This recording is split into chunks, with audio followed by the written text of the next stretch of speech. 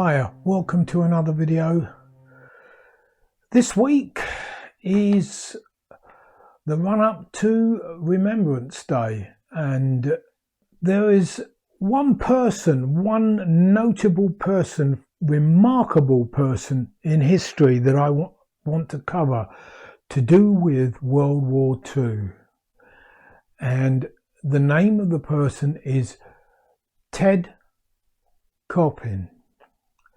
Now, I'm going to quote his story to you from the museum webpage, and this is Fred Koppin's story. I went down to the memorial just to verify the fact that he was actually on the memorial opposite the co-op. And as you can see, he is on there. And he's on there for a very good reason. Now, he used to live up Colchester Road. He was only in Colchester Road for a little while.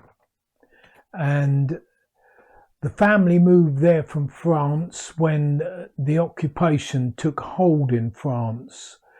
And you'll hear in his story. Edward Cyril Koppin, usually called Ted, was born on the 20th of May 1915 at Brightlingsea in Essex. He was the son of Ted and Harriet Koppin. His father made a living with boats, and Ted was at home on the water from childhood. Like many fishermen along the Essex coast, their skills were sought out to captain and crew the luxury yachts that were popular at the time. It was this that took the family to the south of France during Ted's youth to take advantage of the demand from the rich and famous for his father's skills to captain their luxury yachts.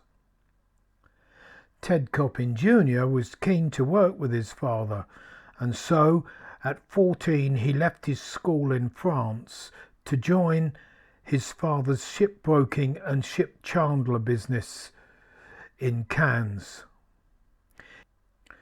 The German, and in particular the Italian, occupation of the south of France at the start of World War II forced the family to leave, and they came back to Essex and settled on the Colchester Road here in Coggeshall.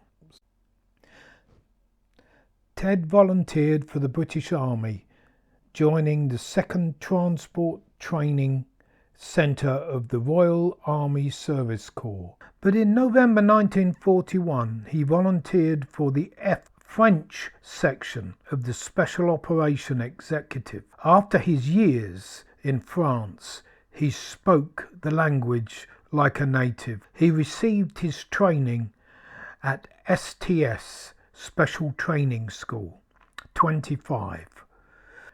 Ted subsequently received his commission. In June 1942 he landed by boat in France to join the Donkey Man network of Henri Fraguer in Marseille.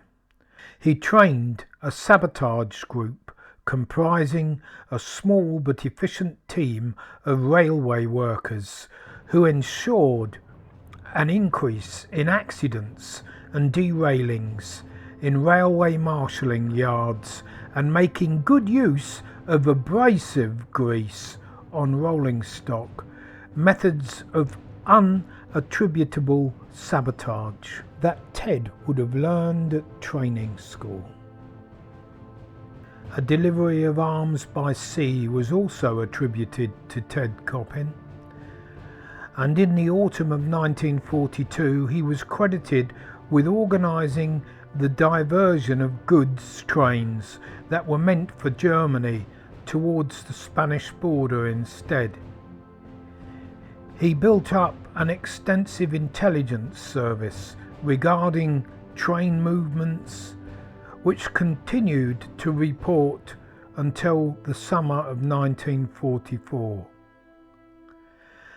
Ted Coppin was reported missing towards the end of 1942, but a subsequent note on his SOE file gives a report from another agent in the field that Ted was not arrested until the 23rd of April 1943. The secrecy and uncertainty surrounding Coppin's work, whereabouts and fate was reflected in a summary on his file from the commanding officer of the French section, Colonel Maurice Buckmaster. Excellent young man, who undoubtedly did good work and laid the basis of our Marseille organisation. He certainly did more work than was ever reported, and I guess that if we ever see him again, he will have a lot of most interesting things to say.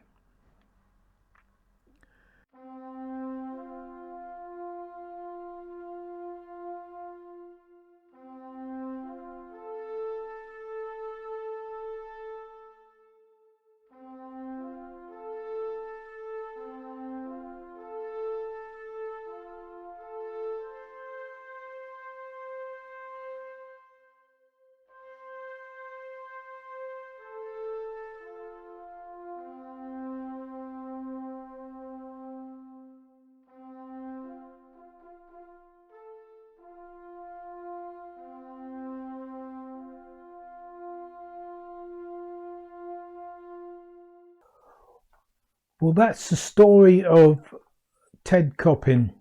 His parents are buried in Coggeshall Cemetery, so obviously they spent the rest of their lives in Coggeshall, having been residents at Colchester Road. And one day I will go and see if I can find their tomb and pay my respect. Anyway, if you enjoyed the video, do the usual, and I will see you in another video. Stay safe.